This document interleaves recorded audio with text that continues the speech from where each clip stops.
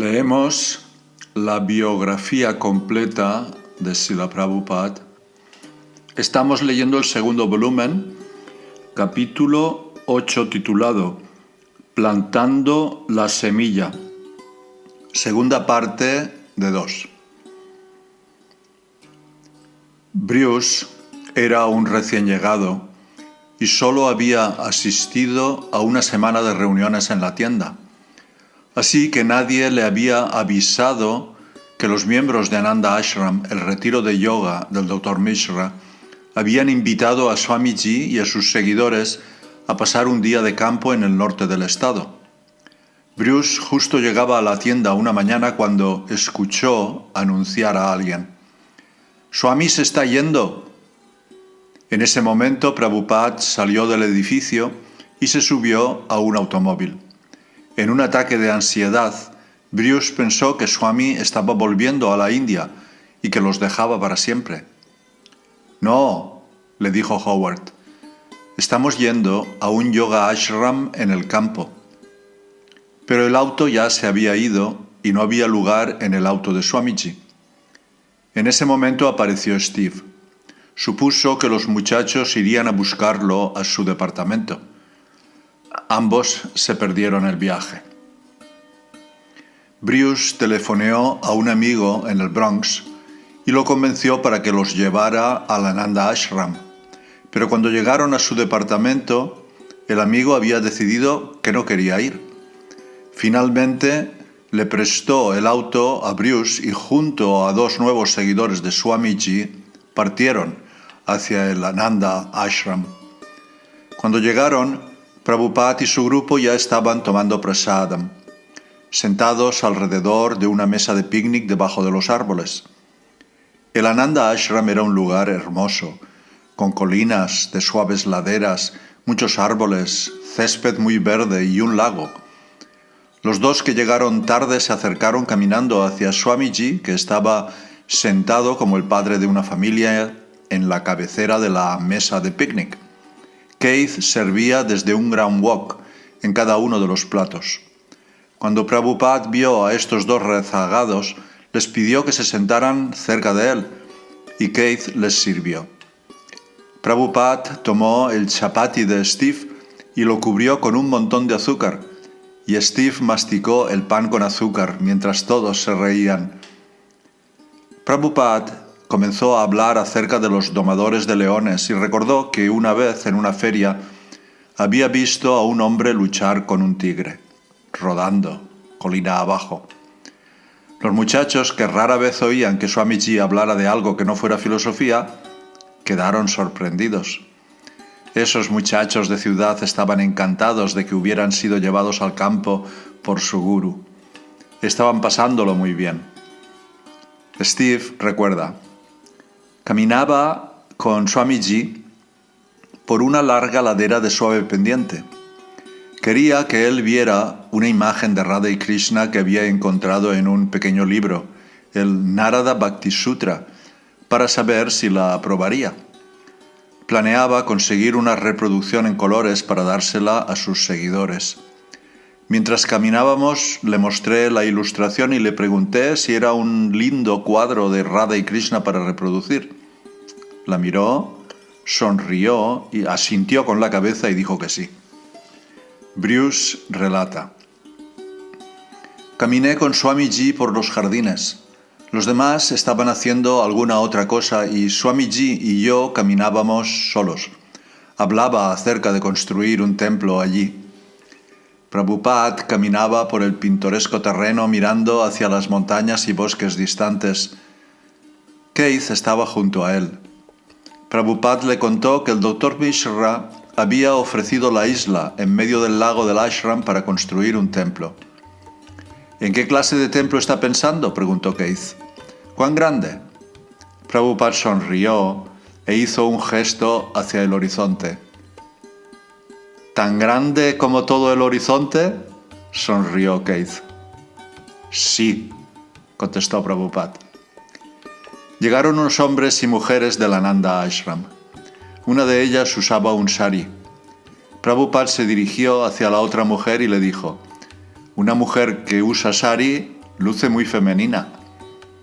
Anochecía cuando algunos de los seguidores de Swamiji se reunieron a orillas del lago y comenzaron a hablar con franqueza acerca de él y a especular sobre su relación con Dios y sobre la relación de ellos con Swami. «Bueno», dijo Wally, «Swami nunca dijo ser Dios o una encarnación, sino que él dice que es un sirviente, que enseña amor por Dios». «Pero él dice que el maestro espiritual no es diferente de Dios», dijo Howard. Se detuvieron al borde del lago, que estaba calmo como un espejo, y concluyeron que no era necesario hablar acerca de esto. Las respuestas se revelarían más tarde. Ninguno de ellos tenía realmente mucho conocimiento espiritual, pero querían profundizar su fe. A continuación, Keith, Wally y Howard caminaron hacia el cuarto de meditación. Había un asiento con un cuadro del Dr. Mishra que estaba de viaje por Europa, pero lo más destacable era una luz estroboscópica parpadeante. «Siento como si estuviera en una peluquería de St. Mark's Place», dijo Wally. «¿Qué clase de meditación espiritual es esta?», preguntó Howard. Un seguidor de Mishra, que usaba una kurta blanca y pantalones blancos acampanados, contestó que su gurú había dicho que podían sentarse y meditar con esa luz. «Swamiji dice que debes meditar en Krishna», dijo Keith. Después de la puesta de sol, todos se reunieron en la habitación grande del edificio principal para mirar diapositivas. Era una colección ecléctica, en su mayoría diapositivas surtidas de la India y del ashram Ananda. De fondo sonaba un disco con un citarista popular de la India. Algunas de las diapositivas eran de templos de Vishnu, y cuando una diapositiva pasaba rápido, Prabhupada pedía: «Déjenme ver eso. ¿Puedes retroceder y dejarme ver ese templo otra vez?». Esto sucedió varias veces cuando reconocía templos visitados por él en la India. Otras diapositivas mostraban a una muchacha, miembro del ashram del Dr. Mishra, que mostraba poses de danza hindú. Cuando pasó una de las fotos, un hombre del ashram bromeó: «Pásala de nuevo y déjame ver otra vez ese templo». La broma pareció dirigida a Swamiji y de mal gusto. Sus seguidores no se rieron. Luego siguió la clase de Swamiji. Se sentó con las piernas cruzadas en el sofá del cuarto más grande de la mansión. El lugar estaba colmado de gente. Los seguidores del Swami del Lower East Side y los yogis del ashram Ananda, sentados en el piso o de pie junto a las paredes y en la puerta de entrada. Swamiji comenzó su charla cuestionando la democracia. Dijo que, debido a que la gente está apegada a la complacencia de los sentidos, votan por un líder que satisfará su lujuria y su codicia, y ese es el único criterio que tienen para elegir a un líder. Continuó durante 45 minutos explicando acerca de la importancia de la conciencia de Krishna. Mientras tanto, su grabador de cinta se movía en silencio. Luego lideró un kirtan que salvó todas las diferencias y esa noche puso de manifiesto lo mejor de todos. Varias noches antes, en su apartamento de la Segunda Avenida, Prabhupada les había enseñado a sus seguidores cómo bailar. Ellos habían formado una línea detrás de él mientras él mostraba el paso simple. Manteniendo los brazos sobre la cabeza, primero con un movimiento amplio, movió el pie izquierdo delante del pie derecho y luego lo colocaba en la posición original. Luego movía el pie derecho sobre el izquierdo y lo colocaba de nuevo donde estaba. Con los brazos levantados, Prabhupada caminaba hacia adelante, balanceando su cuerpo de lado a lado, con el pie izquierdo hacia el lado derecho y con el derecho hacia el lado izquierdo, al compás del ritmo 1, 2, 3. Les había mostrado el paso en tiempo regular y en ritmo lento en mitad de tiempo. Keith lo había llamado el paso de Swami, como si fuera un nuevo baile de salón. Los seguidores de Prabhupada comenzaron a bailar, y pronto se unieron los otros. moviéndose alrededor de la habitación en un círculo rítmico de éxtasis, bailando, balanceándose, a veces saltando y dando vueltas. Fue una hora de jubiloso kirtan alentado al máximo por Swami. Un visitante del ashram tenía consigo su bajo. Comenzó a producir con habilidad sus propias improvisaciones rítmicas con el bajo como fondo de las melodías de Swami, mientras otro hombre tocaba las tablas.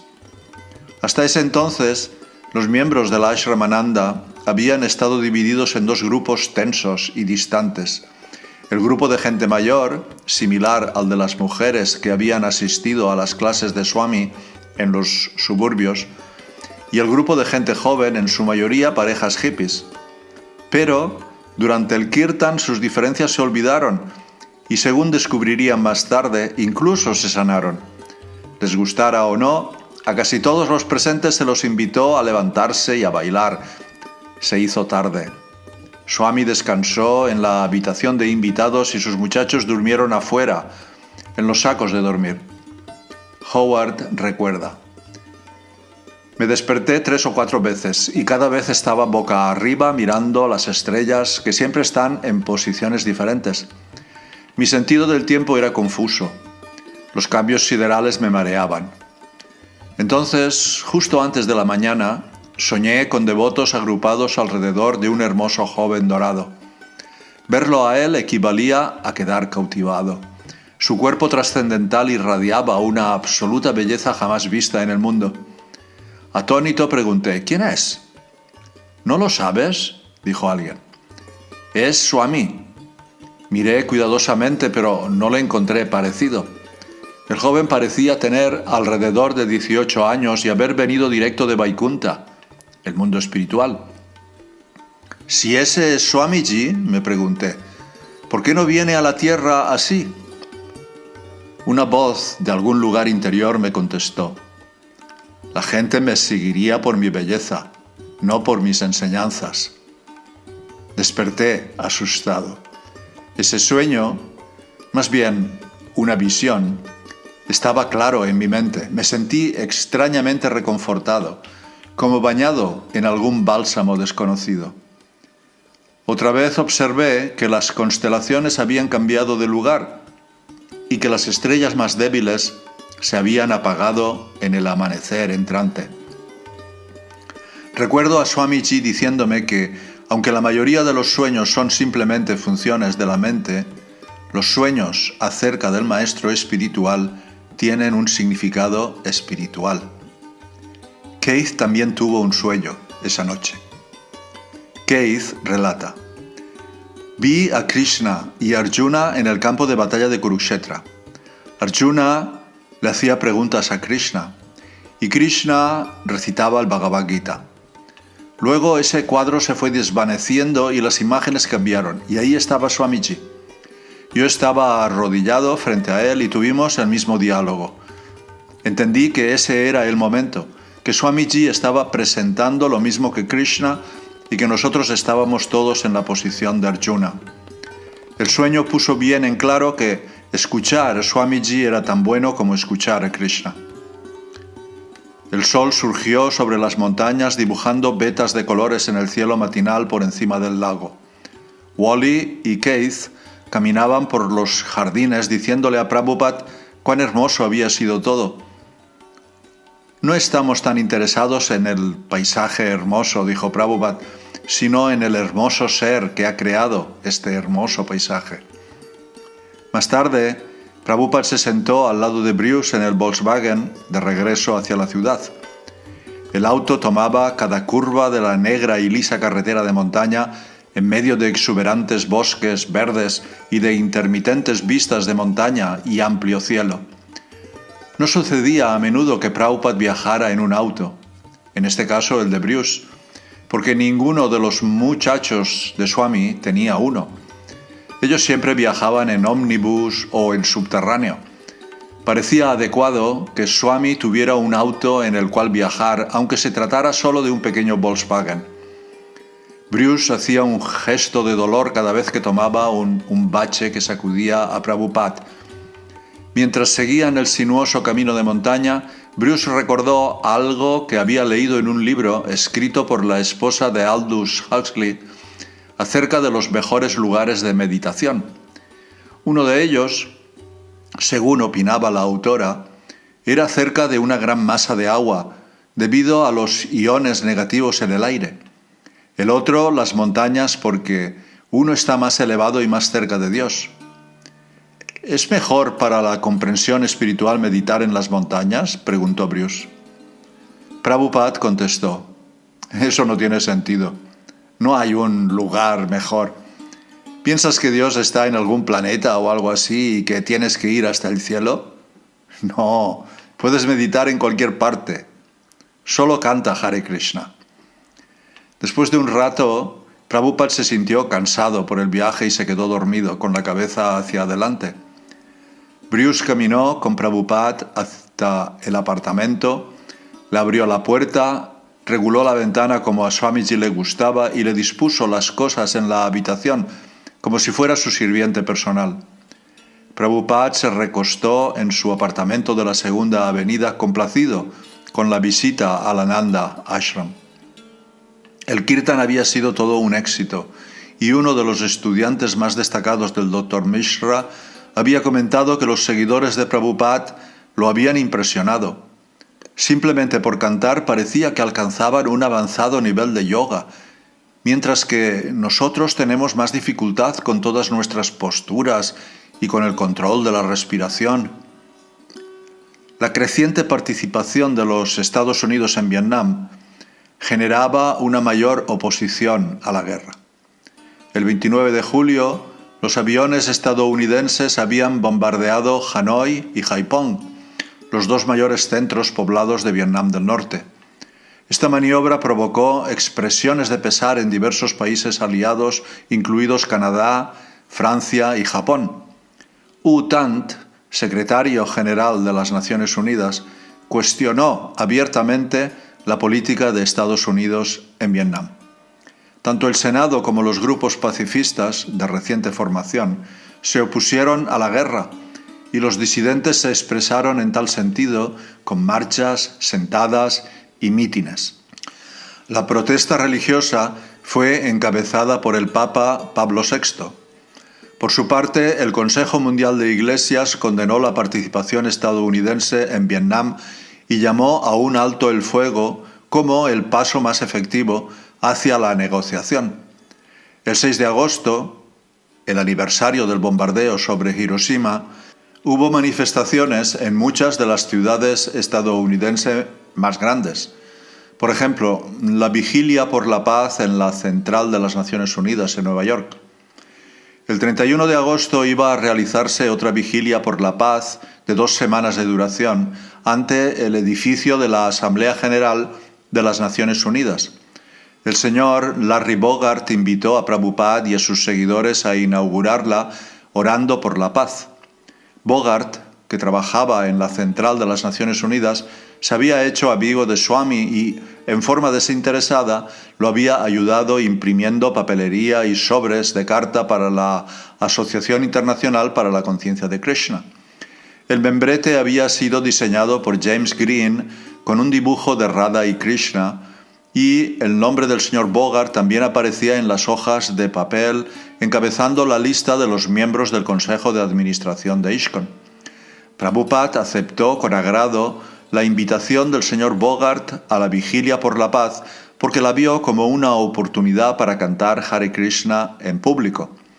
Anunció a su congregación que el lunes 31, en vez de la clase usual de la mañana a las 6:30, todos debían reunirse en la Central de las Naciones Unidas para un kirtan especial.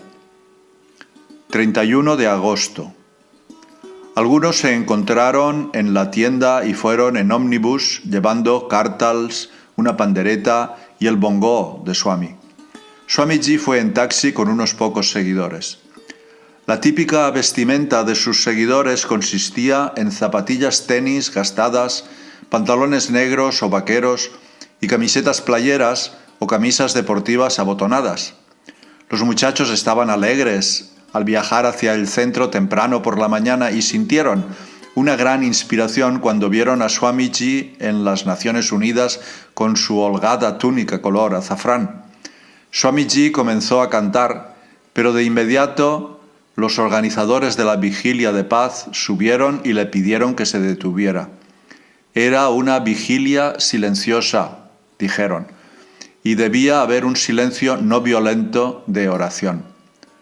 Los muchachos quedaron abatidos, pero Swamiji aceptó la restricción y cantó sus rondas en silencio.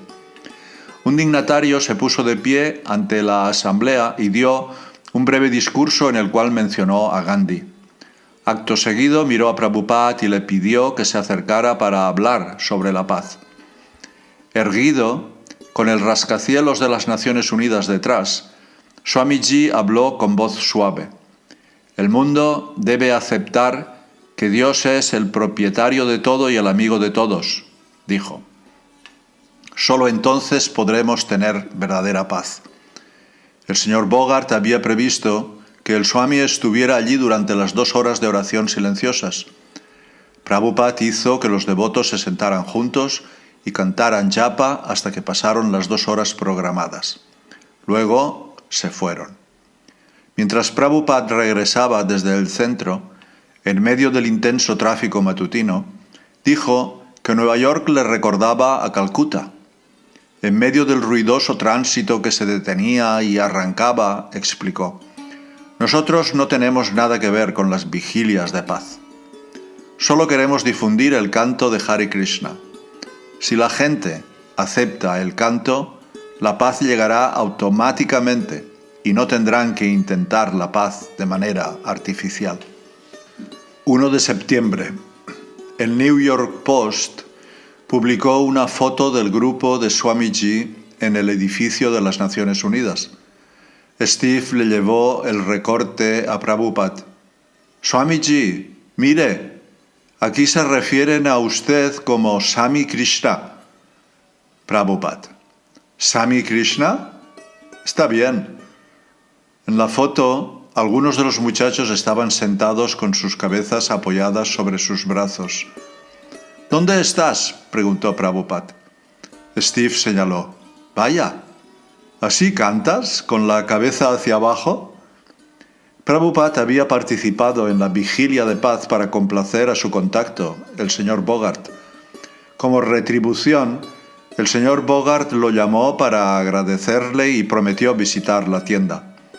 Quería acordar la forma en que Swami podría trabajar con las Naciones Unidas y le ofreció solicitar ayuda a gente importante para que contribuyera a su movimiento de paz y cultura hindú.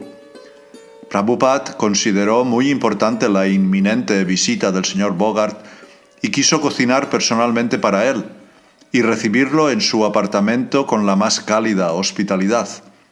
Cuando llegó el día, Prabhupada y Keith cocinaron juntos en la pequeña cocina durante varias horas los más excelsos manjares de la India. Prabhupada mandó a Stanley abajo y le dijo que no permitiera subir a nadie mientras él estuviera cocinando ese banquete para el señor Bogart. Stanley, con su apariencia de santo, asintió y guiñó un ojo. Se quedó abajo, en la tienda. Unos muchachos estaban ahí y les dijo: nadie puede subir a ver a Swami. Cerca de las 12 del mediodía, Larry Bogart llegó pálido, de apariencia formal y bien vestido según los estándares del Lower East Side. Dijo que quería ver a Swami Bhaktivedanta.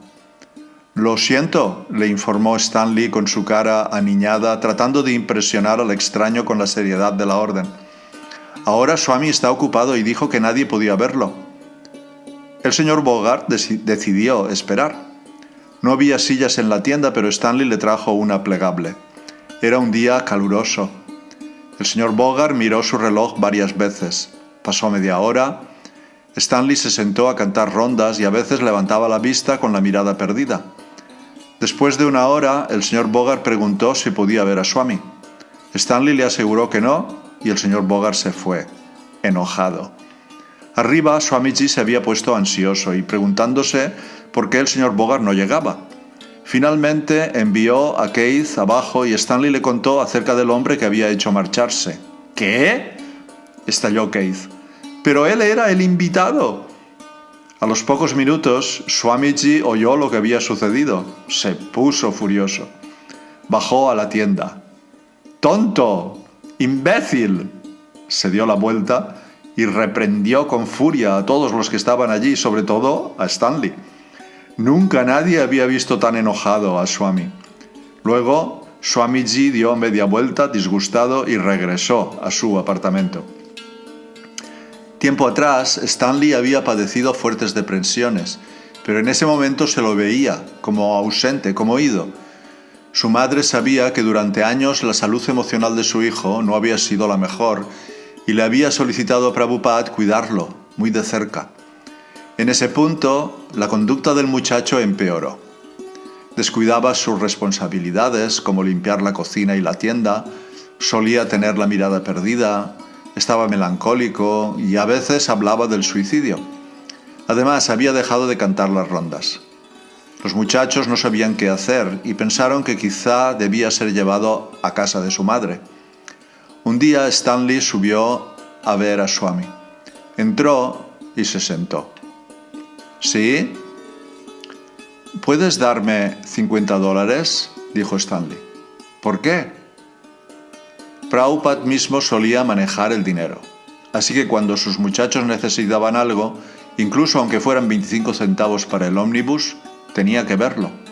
Nunca derrochaba y era tan frugal que cuando recibía una carta, abría con cuidado el sobre y utilizaba el reverso como papel para escribir. Por eso quería saber por qué Stanley quería $50. Stanley contestó en voz baja. Quiero comprar gasolina y prenderme fuego. Prabhupada vio a Chuck en la puerta y le dijo que llamara a Bruce de inmediato. Él vino rápidamente y se sentó con Prabhupada y Stanley. Prabhupada le dijo a Bruce, quien hacía poco había sido designado para llevar la caja chica, que le diera a Stanley $50 e hizo que Stanley repitiera por qué quería el dinero. Pero Swamiji, protestó Bruce, no tenemos tanto dinero. ¿Ves, Stanley? Le dijo Prabhupada con gran calma. Bruce dice que no tenemos dinero. Entonces telefonearon a la madre de Stanley. Más tarde Prabhupada dijo que debido a que Stanley había pedido $50 para gasolina, la cual costaba solo 35 centavos, deducía que Stanley estaba loco. Un día, Keith preparaba el almuerzo en la cocina como de costumbre y Swamiji estaba de pie cerca de la cocina observando a su alumno. Keith hizo una pausa y levantó la mirada. Swamiji, ¿puedo volverme su discípulo? Sí, respondió Prabhupada. ¿Por qué no? Tu nombre será Krishnadas. Este simple intercambio fue el primer pedido para ser su discípulo y la iniciación concedida por Prabhupada. Pero era preciso formalizarla, así que Prabhupada anunció que pronto daría una iniciación. ¿Qué es una iniciación, Swamiji?, preguntó uno de los muchachos, y Prabhupada contestó, les contaré después. Primero ellos debían tener cuentas. Keith fue a Tandy's Leather Company y compró cuentas pequeñas de madera y cordón para enhebrarlas. Era mucho mejor, dijo Swamiji, contar en cuentas mientras uno cantaba, un collar de 108 cuentas, para ser exacto. Este movimiento ocupaba el sentido del tacto, y al igual que los Vaishnavas de la India, podían contar cuántas veces cantaban el mantra. Algunos devotos en la India tenían un collar de más de 1000 cuentas, dijo él, y cantaban con ellas una y otra vez. Les enseñó cómo atar un doble nudo entre cada una de las 108 cuentas. Este número tenía un significado especial. Había 108 Upanishads, así como 108 gopis principales, las devotas principales del Señor Krishna. Prabhupada dijo que los iniciados tomarían votos, uno de los cuales sería cantar un número prescrito de rondas en las cuentas todos los días. Unos 10 muchachos de Swamiji reunían los requisitos, aunque no había un sistema estricto para su selección. Si ellos querían, podían hacerlo. Steve rememora, aunque ya estaba haciendo lo que Swamiji recomendaba, percibí que la iniciación era un compromiso fuerte. Como aún sentía fuertes impulsos de permanecer por completo independiente, dudé en tomarla. Los amigos de Prabhupada vieron la iniciación de diferentes maneras. Algunos como un acontecimiento serio, otros como una fiesta o una actuación. Días antes de la ceremonia, mientras enhebraban sus cuentas en el patio, Wally y Howard hablaron. Es solo una formalidad. Aceptas a Swamiji como tu maestro espiritual, dijo Wally. ¿Y eso qué implica?, preguntó Howard. Nadie está muy seguro, respondió Wally. En la India es una práctica común. ¿No te parece que quieres aceptarlo como maestro espiritual? No lo sé, replicó Howard. Parece ser un buen maestro espiritual. Me gustan mucho él y sus enseñanzas, así que imagino que en cierto sentido él ya es mi maestro espiritual. No comprendo en qué cambiaría la situación. Yo tampoco. Me imagino que no cambiará nada. Es solo una formalidad. 8 de septiembre.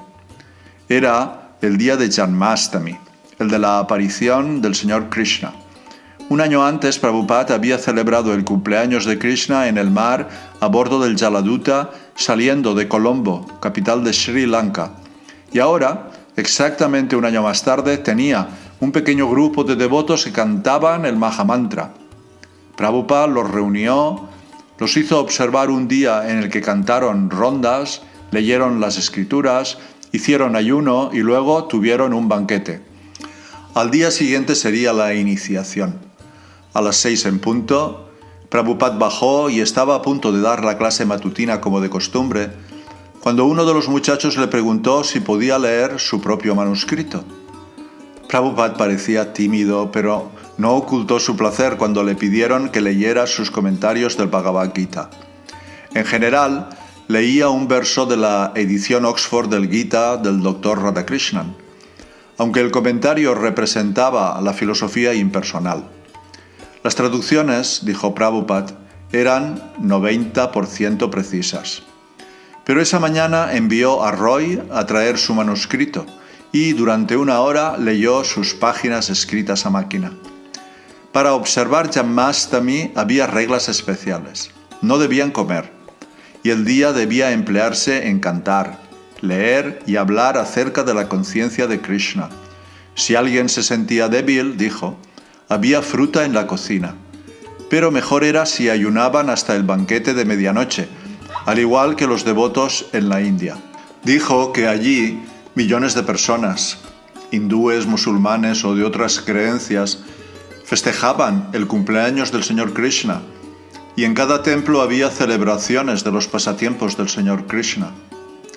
Y ahora, finalmente, les diré qué significa iniciación.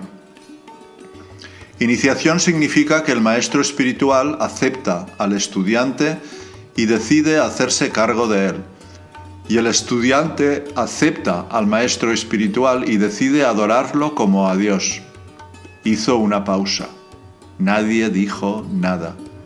¿Alguna pregunta? Y como no la hubo, se puso de pie y se fue. Los devotos quedaron anonadados. ¿Qué fue lo que oyeron? Durante semanas él había enfatizado que cuando alguien declara ser Dios debe ser considerado un perro. Mi mente acaba de explotar, dijo Wally. A todos nos pasó lo mismo, dijo Howard. Swamiji arrojó una bomba. Todos pensaron en Keith. Era un muchacho inteligente. Había que consultarlo, pero estaba en el hospital. Hablaron entre ellos y se confundieron más y más. La observación de Swamiji los había desorientado. Por fin, Wally decidió ir al hospital a ver a Keith. Keith escuchó todo el relato. Que Swamiji les había dicho que ayunaran, que había leído su manuscrito, que había dicho que explicaría la iniciación, que todos se habían acercado a escuchar con atención y que Swamiji había arrojado una bomba. El estudiante acepta al maestro espiritual y lo acepta adorarlo como a Dios. ¿Alguna pregunta?, había dicho Swamiji con voz amistosa, tras lo cual se había ido. Yo no sé si ahora quiero iniciarme, confesó Wally. Tenemos que adorarlo como a Dios. Bueno, ustedes ya están haciendo eso al aceptar lo que les dice, contestó Keith. Les aconsejó que lo hablaran con Swamiji antes de la iniciación. Así que Wally regresó al templo, consultó a Howard y juntos fueron al apartamento de Swamiji. «¿Lo que usted nos dijo esta mañana?» preguntó Howard. «¿Significa que debemos aceptar que el maestro espiritual es Dios?» «Significa que se le debe el mismo respeto que a Dios por ser su representante», respondió Prabhupada con calma. «Entonces él no es Dios». «No», dijo Prabhupada. «Dios es Dios. El maestro espiritual es su representante. Por lo tanto, es un equivalente de Dios porque a través de él el discípulo sincero recibe a Dios. ¿Está claro?». Lo estaba.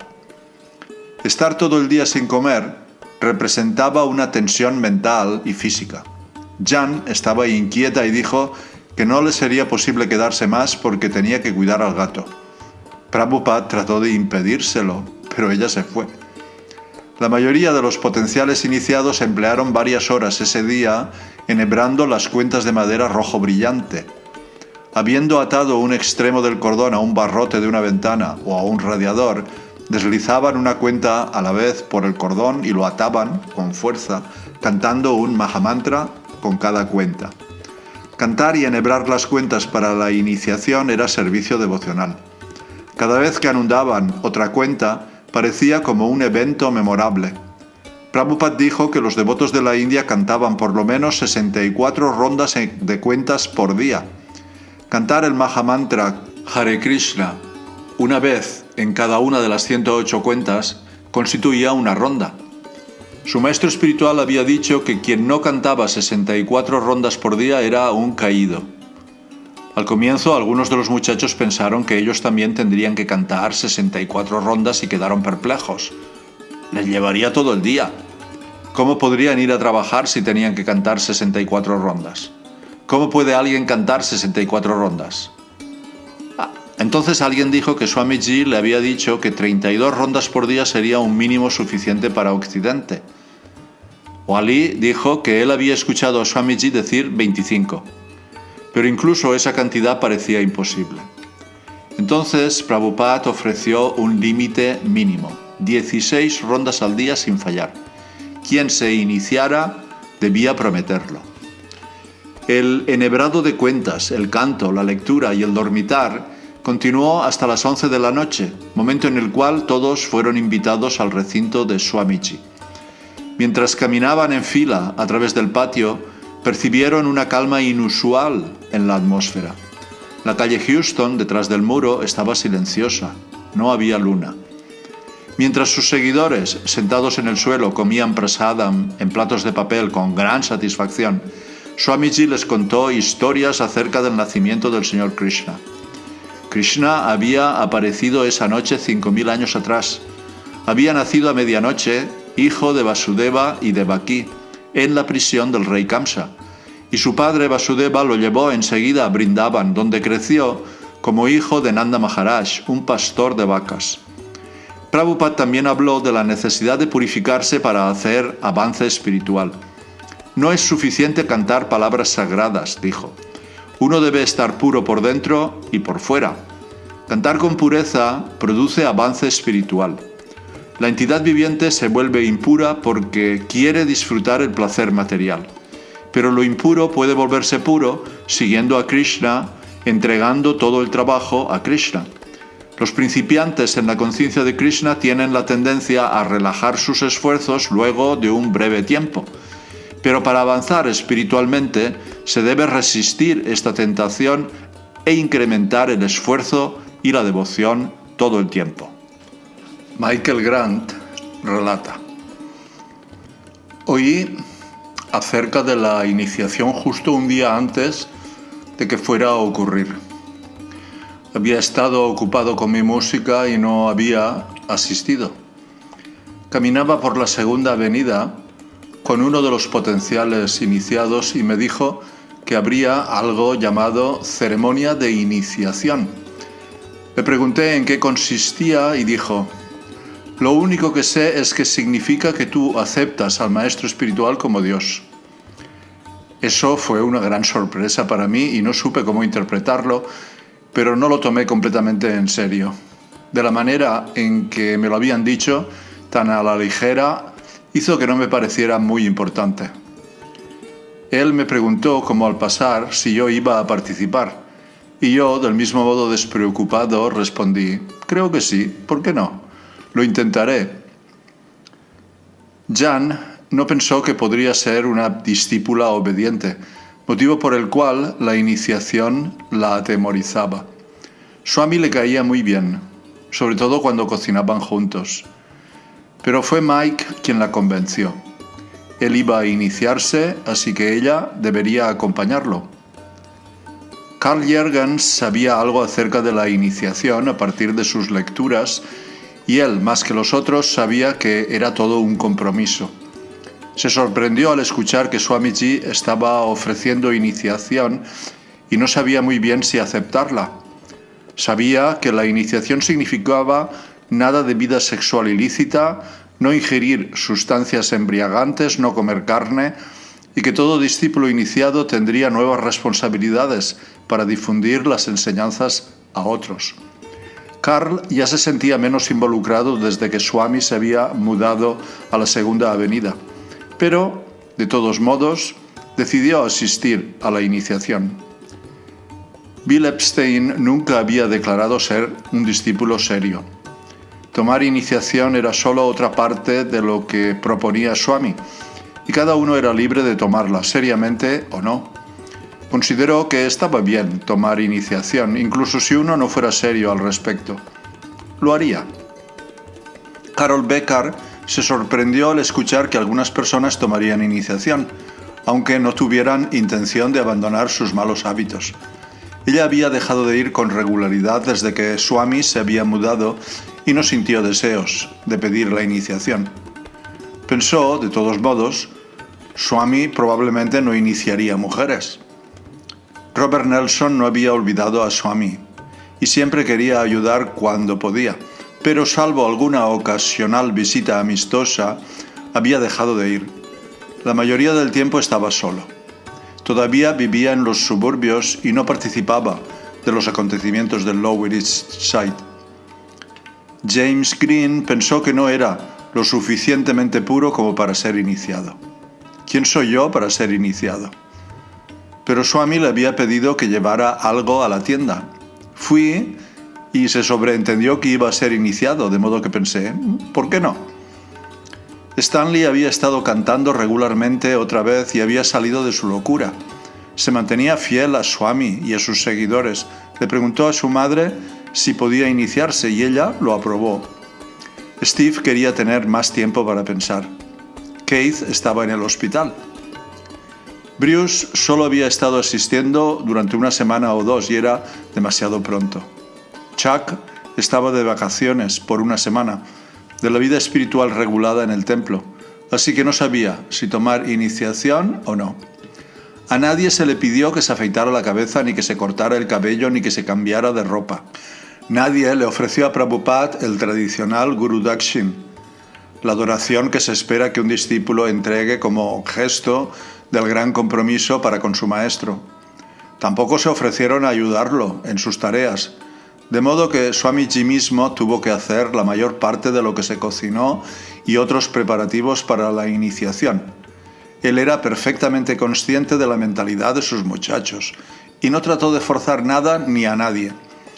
Algunos de los iniciados no supieron hasta después de la iniciación, cuando averiguaron que las 4 reglas, no comer carne, no practicar vida sexual ilícita, no embriagarse y no jugar juegos de azar, eran obligatorias para todos los discípulos. La respuesta de Prabhupada fue: estoy muy complacido de que finalmente me lo pregunten. Iba a haber un sacrificio védico en vivo, con un fuego de sacrificio allí mismo, en la habitación delantera del apartamento de Swamiji. En el centro de la habitación estaba la arena, una plataforma de ladrillos de 10 centímetros de altura y 60 centímetros cuadrados, cubierta con un montículo de tierra. La tierra era del patio, y los ladrillos de un edificio destruido cercano. Alrededor del montículo había 11 bananas, mantequilla clarificada, semillas de sésamo, granos enteros de cebada, anilina en polvo de 5 colores y una buena cantidad de leña. Los 11 iniciados se sentaron en la habitación delantera, en el piso, rodilla contra rodilla, alrededor de la arena. Los invitados que estaban en el vestíbulo miraban con curiosidad por la puerta abierta. Para todos, excepto para Swami, todo era nuevo y extraño. Cada paso de la ceremonia tuvo lugar bajo su dirección. Cuando alguno de los muchachos hizo un desastre al colocarse el tilak Vaishnava en la frente, Prabhupada, con paciencia, deslizaba su dedo por sus frentes trazando una prolija y angosta V. Se sentó ante el montículo de tierra mirando a su congregación. Ellos no se veían muy diferentes de cualquier otro grupo de jóvenes hippies del Lower East Side que se podrían haber reunido en cualquier evento espiritual, cultural, musical o de otro tipo. Algunos solo buscaban un nuevo grupo de pertenencia. Otros estaban profundamente entregados a Swami, pero todos sentían curiosidad. Él les había pedido que cantaran el mantra Hare Krishna en voz baja durante la ceremonia, y el canto se había vuelto un zumbido continuo que acompañaba sus misteriosos movimientos como sacerdote principal de ese rito védico.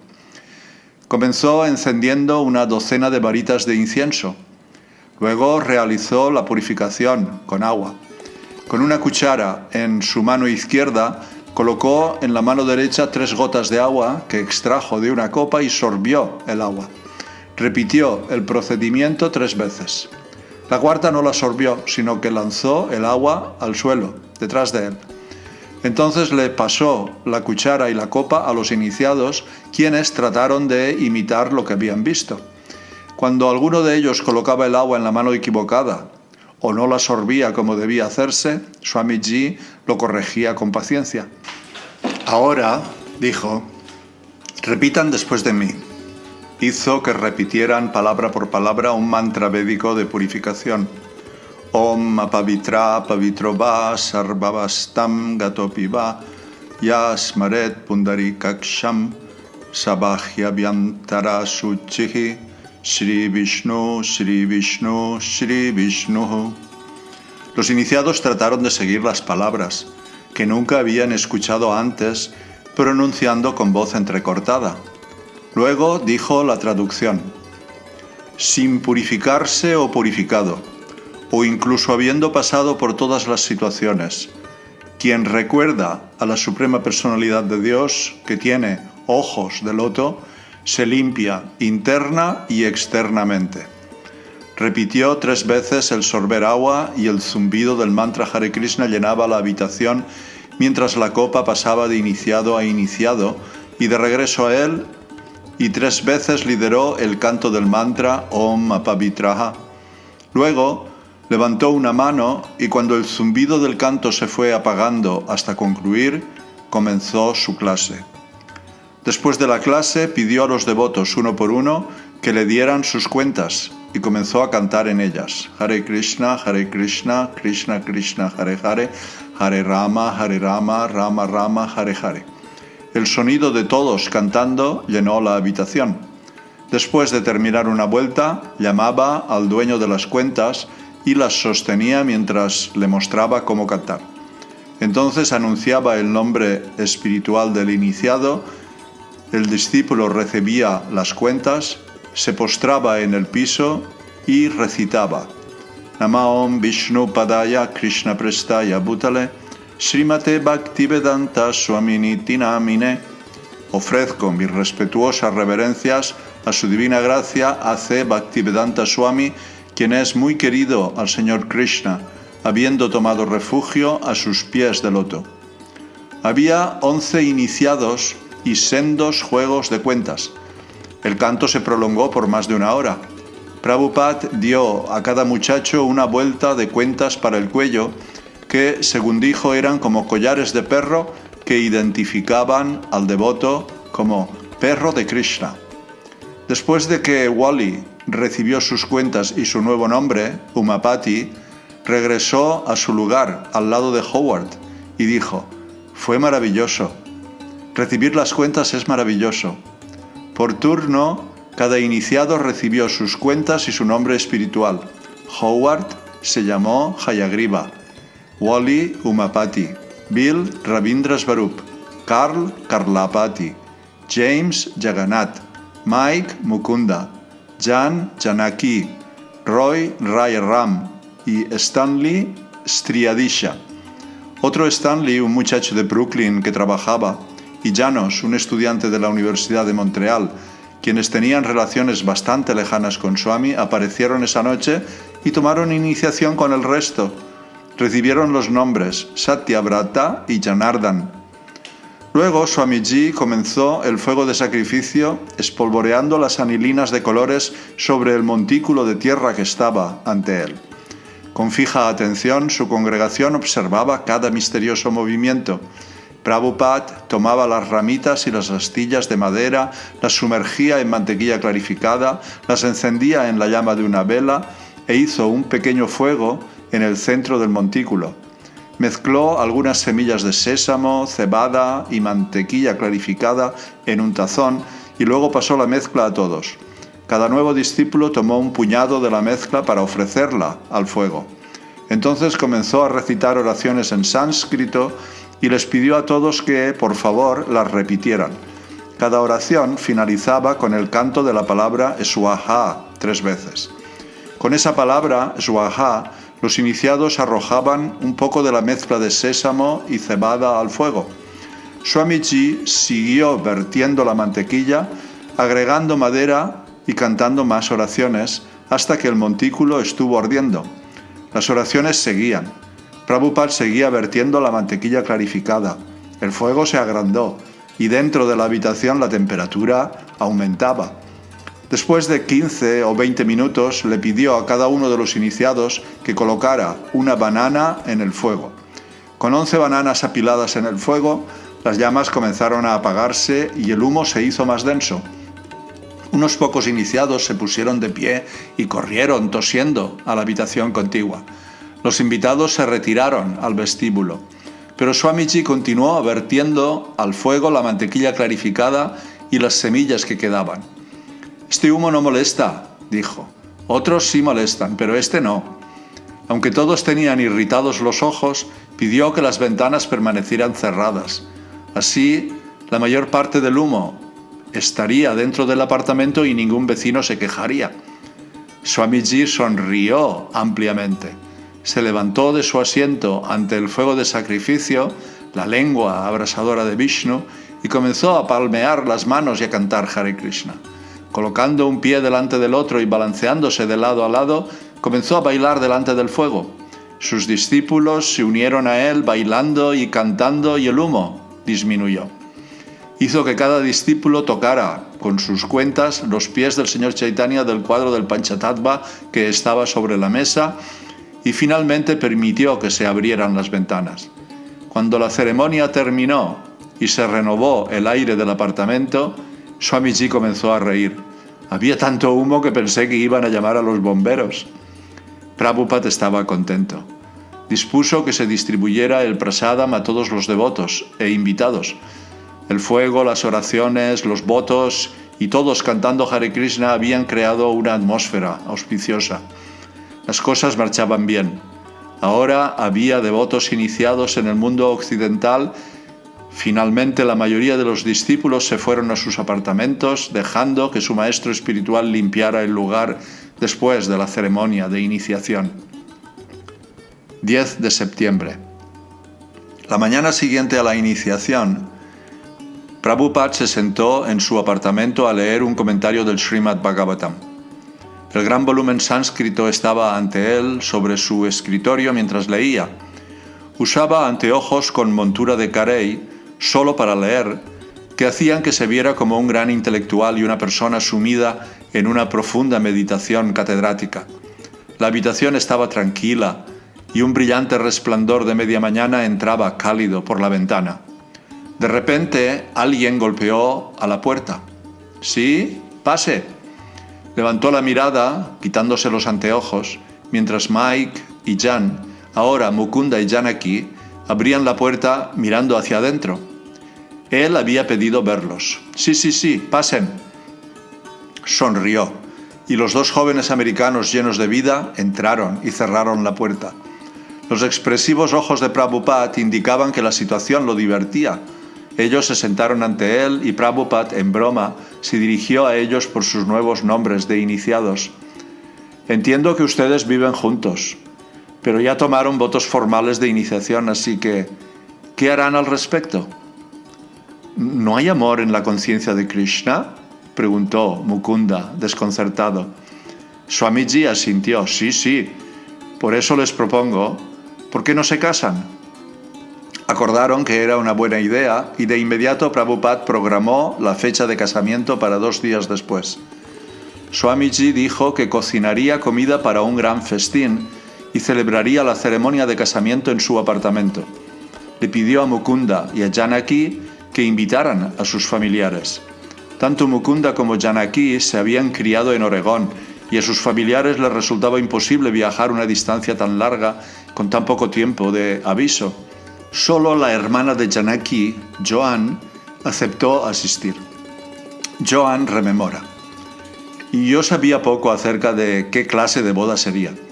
Solo sabía que ellos habían conocido a un Swami, que estaban aprendiendo sánscrito con él y que asistían a su pequeño templo en la tienda de la Segunda Avenida.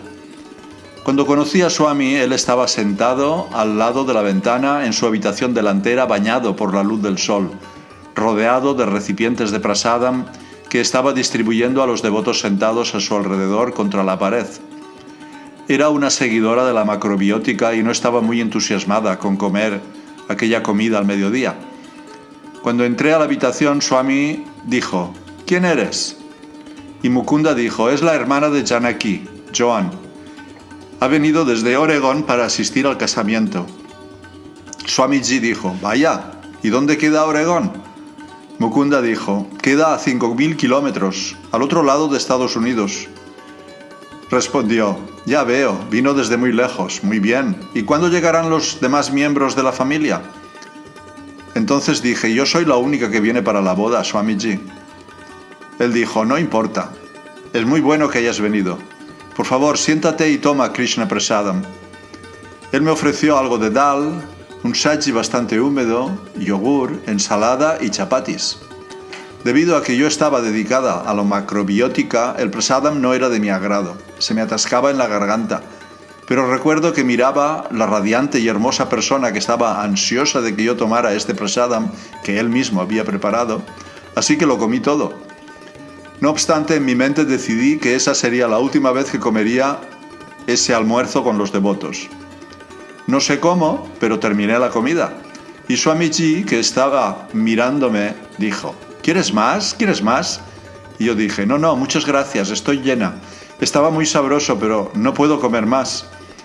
Así que finalmente el prasadam se terminó, todos se levantaron para limpiar y Swamiji comentó que quería vernos a Mukunda, Janaki y a mí para los preparativos de la boda del día siguiente. Y cuando todos estuvimos sentados en la habitación con él, Swami se acercó hasta un rincón en donde había un gran pote con jarabe de azúcar cristalizado que se derramaba. Pensé: se supone que ese es el plato fuerte, pero yo no puedo comer nada más. Introdujo la mano dentro del pote y sacó un gran gulab jamun, redondo y empapada. Dije: caramba, estoy tan llena que no puedo comer ninguna. Y él dijo: vamos, come. E hizo que yo tendiera la mano y la tomara. Cuando terminé la gulab jamun quedé completamente convencida de que esa sería la última vez que iría allí. Entonces comenzó a explicar que en la tradición védica la familia de la novia era la que organizaba la lujosa boda. Y ya que yo era el único miembro de la familia que había asistido, debía ir al día siguiente para ayudarlo a preparar el banquete para la boda. Así que a la mañana siguiente, a las 9, mientras Janaki decoraba la habitación para el fuego de sacrificio, colocando hojas y guirnaldas de flores por la parte superior de la habitación, subí para reunirme con Swamiji. Cuando llegué, de inmediato me envió a hacer compras con una lista de 5 o 6 artículos. Uno de ellos no se conseguía en ningún mercado, aunque hablé con muchos de los encargados de los puestos. Cuando regresé me preguntó: ¿has conseguido todas las cosas de la lista? Y dije: todas excepto una. Preguntó: ¿qué falta? Dije: nadie sabe qué es el tumar. Hizo que me lavara las manos y me sentó en el suelo de la habitación delante con una bolsa de harina de 2,5 kilos, medio kilo de mantequilla y una jarra de agua. Me miró y dijo: ¿puedes hacer una masa medianamente blanda? Contesté: ¿se refiere a una masa común, masa para tarta, masa quebradiza, masa para torta o masa pâté brisé? ¿Qué clase de masa quiere usted? ¿Qué edad tienes?, preguntó. Y le respondí: 25 años, Swamiji. Tienes 25, él dijo, ¿y no puedes hacer una masa medianamente blanda? Es una costumbre en la India que cualquier muchacha joven, desde los 5 años, sea muy experimentada en hacer esta masa. No me importa, te lo mostraré. Con gran habilidad vació la bolsa de harina y con la yema de sus dedos cortó la mantequilla hasta que la mezcla pareció harina húmeda. Luego hizo un hueco en el centro de la harina, vertió la cantidad exacta de agua y la amasó con destreza hasta conseguir una masa aterciopelada, blanda en su punto justo. Entonces trajo una bandeja de patatas cocidas, las aplastó con la yema de los dedos y comenzó a espolvorear especias sobre ellas. Me mostró cómo hacer cachoris de patata, que son bocados fritos de la India con un relleno de patatas condimentadas. Desde las 11 hasta las 5 de esa tarde estuve sentada en la misma habitación haciendo cachoris de patata. Mientras tanto, durante la misma tarde, Swamiji trajo otros 15 platos vegetarianos especiales, cada uno en una cantidad suficiente para 40 personas. Los había hecho sin la ayuda de nadie en su pequeña y estrecha cocina. La tarde era bastante calurosa y yo sudaba. Pregunté: Swamiji, ¿puedo tomar un poco de agua, por favor? Me miró por la puerta y dijo: ve a lavarte las manos. Lo hice de inmediato y cuando volví, Swamiji tenía un vaso con agua para mí. Me explicó que mientras se prepara la comida para ofrecérsela al Señor Supremo, no se debe pensar en comer ni en beber nada. Así que después de tomar el vaso de agua, entré, me lavé las manos y me senté. Cerca de las 2 de la tarde dije: Swamiji, ¿puedo fumar un cigarrillo? Él volvió a mirar hacia la puerta y dijo: ve y lávate las manos. Así lo hice y cuando regresé me expliqué las 4 reglas de la conciencia de Krishna. Continué haciendo cachoris y alrededor de las 3:30 o las 4 hacía mucho calor en la habitación y mientras Swamiji traía una de sus preparaciones, yo estaba pasándome el brazo y la mano por la frente. Me miró y dijo: por favor, ve a lavarte las manos. Lo hice otra vez y al regresar, él me había dejado una toalla de papel humedecido. Explicó que cocinar para Krishna requería ciertos estándares de limpieza y pureza que eran diferentes a los que uno estaba acostumbrado. Asistieron cerca de 30 personas. Las decoraciones eran similares a las de la iniciación de unos días antes, excepto que eran más festivas y que el banquete era más abundante. La habitación delantera de Swamiji estaba decorada con ramas de pino y en la parte superior de la habitación, de lado a lado, había guirnaldas de hojas y flores. Algunos de los nuevos iniciados vinieron con sus grandes cuentas rojas alrededor del cuello. Ya habían hecho sus votos, 16 rondas al día, y cantaban con sus cuentas tal como Swamiji les había mostrado, y con felicidad, aunque con cierta timidez, se llamaban unos a otros por sus nuevos nombres espirituales. Janaki recuerda: Swamiji había dicho que yo debía usar un sari en mi boda y que debía ser de seda. Le pregunté de qué color, y él me respondió que debía de ser rojo. Así que Mukunda me compró un sari muy elegante y unas lindas joyas. Los amigos de Swami estaban acostumbrados a ver a Janaki, ya que siempre iba con Mukunda, sin maquillaje y vistiendo ropas muy simples. Quedaron sorprendidos y en cierta medida cohibidos al verla entrar usando joyas, maquillaje y un sari rojo brillante. El cabello de la novia estaba levantado y trenzado, decorado con un adorno ovalado de filigrana de plata. Usaba unos aros pesados y brazaletes de plata que Mukunda le había comprado en la Quinta Avenida en una costosa tienda de artículos importados de la India. Prabhupada les indicó a Mukunda y a Janaki que se sentaran frente a él del otro lado del fuego de sacrificio. Así como en la iniciación, encendió el incienso y los instruyó en la purificación con agua. Recitó el mantra de purificación y comenzó a hablar. Explicó la relación entre esposo y esposa en conciencia de Krishna, que debían servirse el uno al otro y cómo debían servir a Krishna. Prabhupada entonces le pidió a la hermana de Janaki que se la presentara formalmente a Mukunda como su esposa. Mukunda entonces repitió después de Swamiji: yo acepto a Janaki como mi esposa y me haré cargo de ella durante el resto de nuestras vidas. Viviremos juntos, pacíficamente, en conciencia de Krishna y nunca nos separaremos. Luego Prabhupada se dirigió a Janaki. ¿Aceptas a Sriman Mukunda Das Brahmachari como el compañero de tu vida? ¿Lo servirás siempre y lo ayudarás a ejecutar sus actividades conscientes de Krishna? Y entonces Janaki contestó: sí, acepto a Mukunda como mi esposo para el resto de mi vida. Nunca habrá separación entre nosotros, ni en la felicidad ni en la aflicción. Siempre lo serviré y siempre viviremos juntos, pacíficamente, en conciencia de Krishna. Nadie sabía nada de lo que estaba sucediendo excepto Swamiji. Él lideró el canto, le enseñó a la novia y al novio lo que tenían que decirse uno al otro, les dijo dónde sentarse y qué hacer. Él, de hecho, les había dicho que se casaran. También había cocinado un elaborado banquete que estaba esperando en la cocina para completar la ceremonia. Prabhupada les pidió a Mukunda y a Janaki que se intercambiaran las guirnaldas de flores y después de eso los lugares donde estaban sentados. A continuación le pidió a Mukunda que frotara el tinte vermellón a lo largo de la raya del cabello de Janaki y que luego cubriera la cabeza de ella con el sari. Siguió el fuego de sacrificio y finalmente la comida.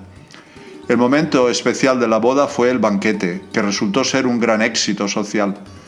Los invitados comieron con entusiasmo, pidieron más y elogiaron los sensacionales sabores. A los seguidores de Prabhupada, que estaban acostumbrados a las simples raciones diarias de arroz, dal, sabji y chapatis, este banquete les pareció embriagador y comieron tanto como pudieron. Muchos de los amigos de Mukunda eran macrobióticos y al comienzo evitaron puntillosamente todos los dulces, pero poco a poco el entusiasmo de los otros agotó su resistencia y quedaron cautivados por lo que Swami había cocinado con destreza. «Vaya que es un buen cocinero», dijo Janaki. Bruce, que se había perdido la primera iniciación, veía el sacrificio védico y saboreaba los cachoris de Swami por primera vez. En ese mismo momento decidió dedicarse a la conciencia de Krishna y volverse discípulo de Swamiji tan pronto como fuera posible. Casi todos los invitados se acercaron a Swamiji para agradecerle y felicitarlo. Él estaba feliz y dijo que fueron todas bendiciones de Krishna, la misericordia de Krishna. Después de la ceremonia, Mukunda y su esposa invitaron a muchos de los devotos y participantes a su apartamento. La noche los había animado a todos y Hayagriva estaba recitando poesía. Luego alguien encendió el televisor para ver la entrevista programada con Allen Ginsberg, el poeta, y para alegría de todos, Allen tocó el armonio y cantó Hare Krishna. Incluso dijo que había un Swami en el Lower East Side que enseñaba ese mantra yoga. La conciencia de Krishna era nueva y desconocida. Sin embargo, los devotos estaban viendo a una celebridad realizar un kirtan por televisión. Toda la velada fue auspiciosa. De regreso al apartamento, Prabhupada, junto con otros pocos ayudantes, limpiaron después de la ceremonia. Estaba satisfecho. Había introducido algunos de los elementos más importantes de su misión consciente de Krishna. Había iniciado discípulos, los había casado y había ofrecido al público un banquete de Krishna Prasadam. Si tuviera los medios, les dijo a sus seguidores, con gusto haría un gran festival como este todos los días.